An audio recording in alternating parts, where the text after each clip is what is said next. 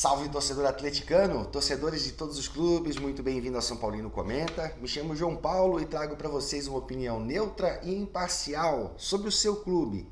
E no vídeo de hoje vamos analisar a partida entre Atlético Mineiro 4, Cerro Porteño 0 a contar pela Libertadores. Uma partida em que me deixa certamente preocupado como São Paulino, mas bastante contente como um apreciador de futebol. Vimos no Atlético um clube que vem se estruturando, que vem contratando bastante, que vem reformulando sua estrutura, construindo estádio. É um time especificamente que vem se moldando, mudando sua característica para começar a almejar voos maiores. E isso me causa bastante intriga, bastante curiosidade de acompanhar esse clube. Não somente por essas questões estruturais e de mudança, mas sim pelo momento atual, pelos jogadores que o Atlético Mineiro compõe em seu elenco, pelo seu treinador, por tudo que está envolvido.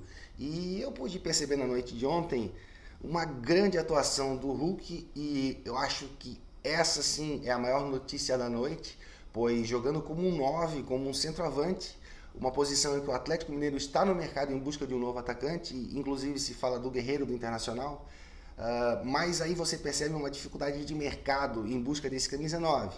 O Brasil ele não tem esse jogador abundante hoje. Muitos querem, por exemplo, o Gilberto do Bahia, pela dificuldade de realmente encontrar esse camisa 9. A base em si não está formando tantos como se formava anos atrás. A gente percebe até uma deficiência ou uma queda na própria seleção brasileira com o passar das décadas.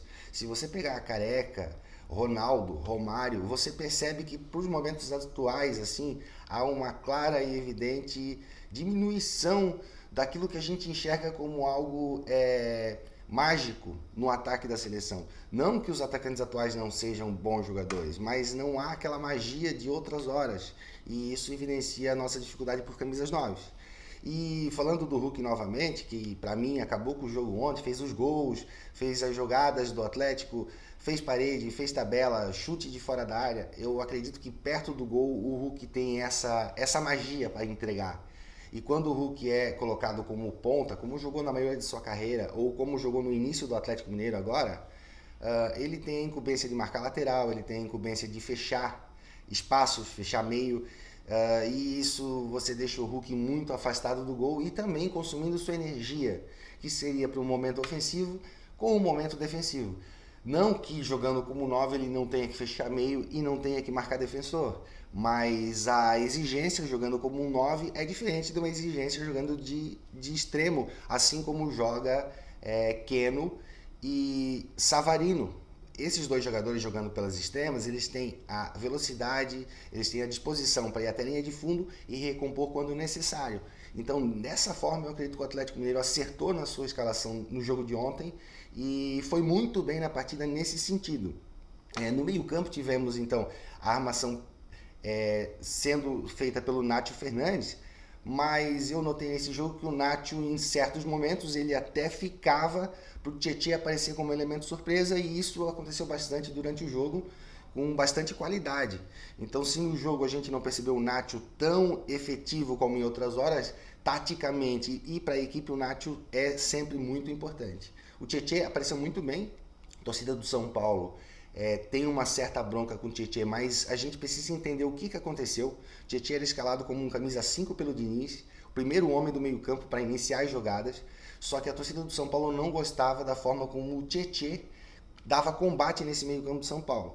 Segundo a torcida, a falta de combatividade, a falta de marcação do jogador fazia com que o sistema defensivo do São Paulo fosse muito vulnerável. E em questões ofensivas, isso nunca foi tão evidente, porque o Tietê tem uma boa posição na questão de passe, na questão de chute, ele chuta com as duas pernas e esse momento ofensivo do Tietê é muito mais importante do que o defensivo. Se você tem um volante mais protetor, que hoje no caso atua o Alan, você tem uma possibilidade de liberar um Tietê um pouquinho mais para participar desse movimento ofensivo. Então eu particularmente acredito que o Tietê funcione bem melhor como segundo homem de meio campo ou terceiro homem de meio campo, mas não como o primeiro, isso não me agrada. Já o Alan, sim. O Alan, ele tem essa característica de bom passe, desse primeiro bom passe, então ele consegue captar a bola dos defensores e com mais qualidade transpor a bola para os jogadores mais avançados. E ele também tem um poder de marcação superior ao Tietê, e acredito que essa dupla pode ser bastante interessante ao longo da temporada. Na questão defensiva, a defesa do Atlético Mineiro ela é muito boa, eu gosto muito do Júnior Alonso, o Igor também é bom zagueiro, acho que precisa de ajustes na saída de bola, podendo haver a maior participação dos laterais nessa construção desde a saída com o goleiro. Quando o Alan ele recua para fazer essa captação de bola, os laterais eles podem avançar um pouquinho mais, espetando, dando amplitude ao campo. Porém, quando o Alan não faz isso, é interessante que os laterais também participem dessa captação de bola, essa variação da captação de bola, para não ocorrer com que o adversário tenha facilidade nessa marcação e preveja as ações do Atlético. Então, acho que esses ajustes eles são pertinentes, são necessários e serão feitos ao longo do período em que o Cuca for tendo disponibilidade para treinar esse time. Lembramos que é início de temporada, há muitos ajustes e treinos e tudo mais para serem feitos ainda. Não deu tempo especialmente para o Cuca dar literalmente a sua cara ao time, mas a gente já nota traços daquele Cuca, daquele galo doido, daquela intensidade de busca incessante pelo ataque, no qual a gente já viu em momentos anteriores. Me agrada bastante, como o São Paulino, repito, me preocupa, pois considero o Atlético Mineiro um dos principais rivais do São Paulo na luta por títulos este ano, assim como o Flamengo, assim como o Palmeiras, assim como o Grêmio, Internacional. Eu acredito que essas equipes elas têm qualidade se tiver plenitude de atuar no seu máximo. Assim vão conseguir fazer frente para equipes como o Flamengo, por exemplo, que já vem de uma base montada de 2, 3 anos e considerada por muitos o melhor elenco do Brasil.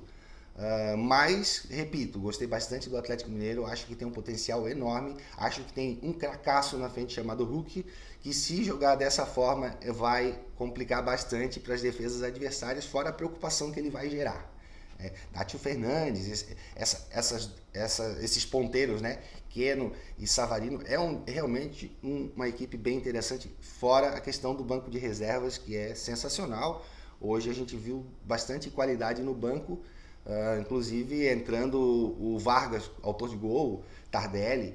Então, precisamos ficar de olho nesse Atlético Mineiro, nesse galo doido. Mas e você, torcedor atleticano? Você gostou desse modelo de vídeo? Se gostou, por favor, se inscreva para acompanhar os próximos vídeos, acompanhar as próximas análises do Atlético Mineiro aqui no nosso canal. Curta, deixe o seu comentário e torcedores de todos os clubes também. Por favor, nos acompanhem que logo logo haverá novos vídeos sobre o seu clube. É isso então, a gente se vê na próxima. Um abraço.